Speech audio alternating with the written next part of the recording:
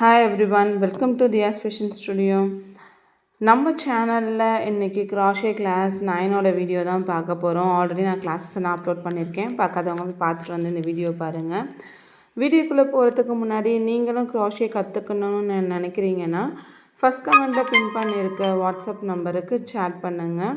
நாங்கள் live section and pre record video ரெண்டுமே provide பண்ணுறோம். Interested people callers. வீடியோக்குள்ளே போகிறதுக்கு முன்னாடி நம்ம சேனலை நீங்கள் சப்ஸ்கிரைப் பண்ணால் சப்ஸ்கிரைப் பண்ணிக்கோங்க. மறக்காமல் பக்கத்தில் இருக்க பெல் ஐக்கானை ஆன் பண்ணிக்கோங்க. வாங்க இப்போ வீடியோக்குள்ளே போகலாம். ஸ்லிப் ஸ்டிச் நம்ம பார்க்க போகிறோம். ஸ்லிப் ஸ்டிச் நம்ம நிறைய டைம் யூஸ் பண்ணுவோம். ஒரு ப்ராஜெக்ட் ஸ்டார்டிங்கில், மிடில், எண்டில்னு நம்ம நிறைய இடத்துல ஸ்லிப் நாட் போடுவோம். ஸ்லிப் நாட் போடுறதுக்கு முன்னாடி நம்ம அதை என்ன பண்ணணும்னா ஒரு 6 to 4 to ஒரு 6 இன்ச்சுக்கு நம்ம அதை விட்டு நம்ம என்ன பண்ணணும்னா கட் பண்ணணும். யானை ஃபஸ்ட்டு நம்ம கட் பண்ணால் தான் அதில் நம்ம ஸ்லிப் நாட் போடணும். இப்போ ஒரு ப்ராஜெக்டை முடிச்சுட்டு நம்ம யானை 4 to 8 இன்ச் வரைக்குமே நம்ம விடலாம். ஏன்னா அதில் நம்ம நீடில் இன்சர்ட் பண்ணுவோம். அதனால் இப்போது அது போல் நம்ம கட் பண்ணிக்கணும். ஃபஸ்ட்டு நம்ம இப்போ செயின் போடுற மாதிரி யானை உள்ளே விட்டு ஸ்ட்ரெயிட்டாக நம்ம நல்லா இழுத்து விடணும். அப்படி பண்ணோன்னா நமக்கு ஸ்லிப் நாட் விழுந்துடும். ரொம்ப டைட்டாகவும் இருக்கும். இதுதான் ஸ்லிப் நாட். இப்படி நம்ம போட்டு தான் ஒரு ஸ்டிச்சை நம்ம ஃபினிஷ் பண்ணணும். ஃபினிஷ் பண்ணிவிட்டு நம்ம அடுத்த ஸ்டிச்சுக்கு போடுறதுக்கான இதுதான் மெத்தட் கரெக்டாக இருக்கும். நெக்ஸ்ட் நம்ம ஹைடிங் யான்ஸ் பார்க்கலாம்.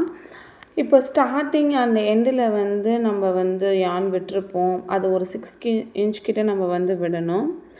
நீடில் பார்த்திங்கன்னா பிளாஸ்டிக் அண்ட் அயன் நீடில் இருக்குது. நான் பிளாஸ்டிக் நீடில் யூஸ் பண்ணுறேன். நம்ம இப்படியே இந்த த்ரெட்டை விட்டு கட் பண்ணலாம்.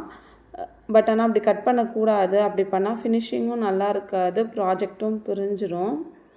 நீடில் யானை இன்சர்ட் பண்ணி நம்ம என்ன பண்ணணும்னா எந்த டைரக்ஷனில் வேணாலும் நம்ம நீடில் நம்ம பண்ணியிருக்க ப்ராஜெக்ட்குள்ளே அதை நம்ம இன்சர்ட் பண்ணணும்.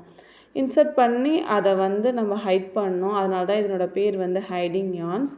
நம்ம இது போல் த்ரெட்டை உள்ளே விட்டு நம்ம வெளில எடுக்கும் போது ப்ராஜெக்ட் சுருங்கும். பட் நம்ம அதை என்ன பண்ணால் நல்லா எக்ஸ்பெண்ட் பண்ணி விட்டோம்னா அது அப்போ சுருங்காது, கரெக்டாக இருக்கும்.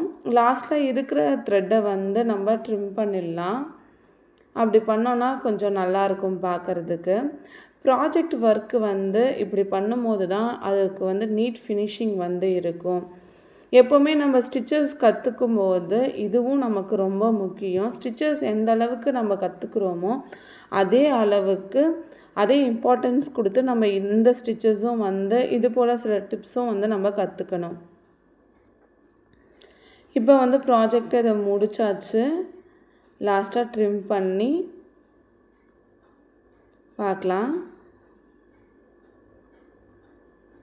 இந்த மாதிரி எக்ஸ்பெண்ட் பண்ணி விட்டோடனே நம்ம இது உள்ளே நம்ம யான் விட்டுருக்கோம், அதில் ஒரு யான் ஹைட் பண்ணியிருக்கோன்றதே நமக்கு தெரியாது, கரெக்டாக இருக்கும். நம்ம எங்கே ஸ்டார்ட் பண்ணோம் எங்கே எண்ட் பண்ணோன்றது எதுவுமே தெரியாது.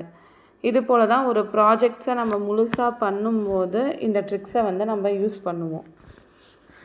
தேங்க்யூ.